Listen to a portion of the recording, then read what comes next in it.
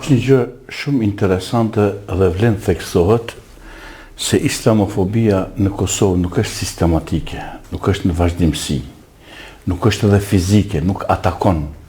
Se dikun liria të shpekurit, po atakohet edhe po sulmohen njerëzit fizikisht, po merret, po shkyhet Kurani midis në vendet publike, kështu me radhë, kështu me radhë. Kjo elhamdulillah nuk po ndodh dhe nuk ka me ndodh të ne. Të ne, kjo far islamofobie ka met vetëm në disa qarqe të ngushta.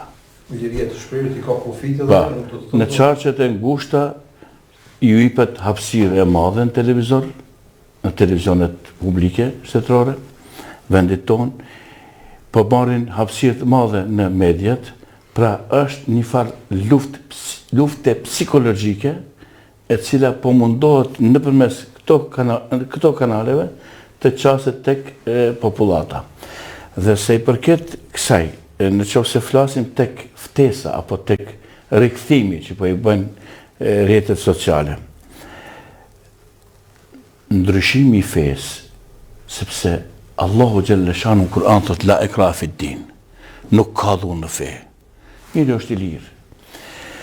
Por fe njeriu e përqafon duke njoftur esencën teologjike, fetare, të bindjes në besimin mëkatës. Po të ishte në këtë formë, ftesa e njerëzve të bëhet në aspekt teologjik, e bën këtë kisha, e bën ajo kish, kjo kish, e bën xhamiat vetën. Na kemi pas shumë raste kur kanë ardhur njerëzit të feve të ndryshme këtu në Bashkinë Islame, kanë ndru fen, ka pranuar Islamin, po asnjëherë nuk janë bërë publike dhe nuk janë trumpetue. Sot, kur shohim ne këtë trumpetim që e bëjnë Isha Katolike në veçanti mirisht, pa kursyer asgjë në fjalorthin pejorativ ndaj muslimanëve dhe islamit, ndaj figurave të kombit, ndaj figurave të institucionit fetar tonët. Nuk kursen asgjë duke ofenduar, duke nënçmuar e kështu me radhë.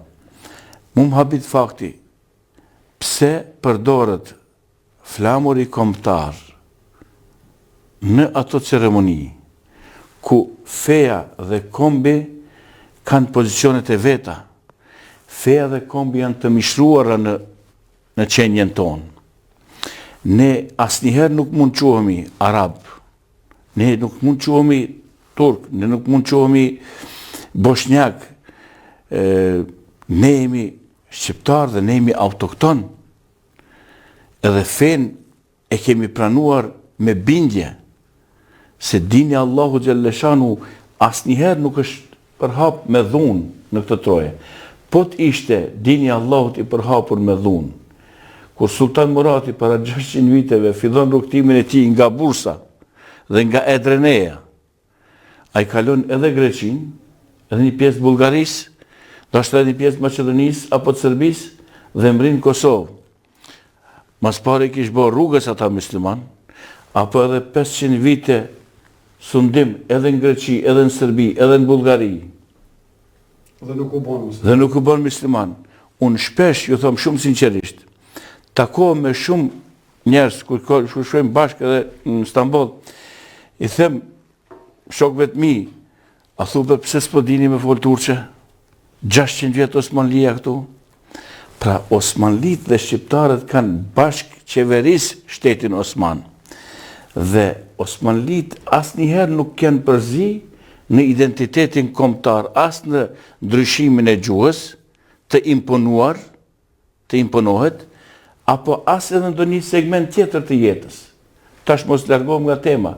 Njerë pa të ndajt me të ndjerin Rahmetlin Abdi Baletën.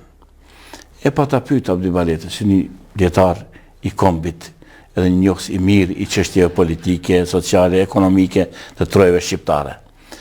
I thash zotni Baleta, thash, për post në Prizren, në Shkup, Gostivar, Tetov, pak në Prishtinë, pak në Mitrovic, tjetër në trojet shqiptare, ku është fol turqishtja? Askun, thot, nuk është fol. As në Bosnje. Bile të na pak ka dikun. Bosnje askun, as një qytet nuk flet turqe. Askun hiq. Për atë arsye, Islami, dini Allahu Gjellëshanu, është përqafu pa dhunë, pa imponim. Ne nuk kemi pranu kulturë osmane as turke, ne kemi pranu din islam. Dhe elhamdulillah, ky din islam, në këto troje, e kam mbrojt identitetin kombëtar të këtij kombi. Një vull e fuqishme për mbrojtjen e identitetit që ne sot ekzistojmë, frymojmë dhe flasim këtë gjuhë.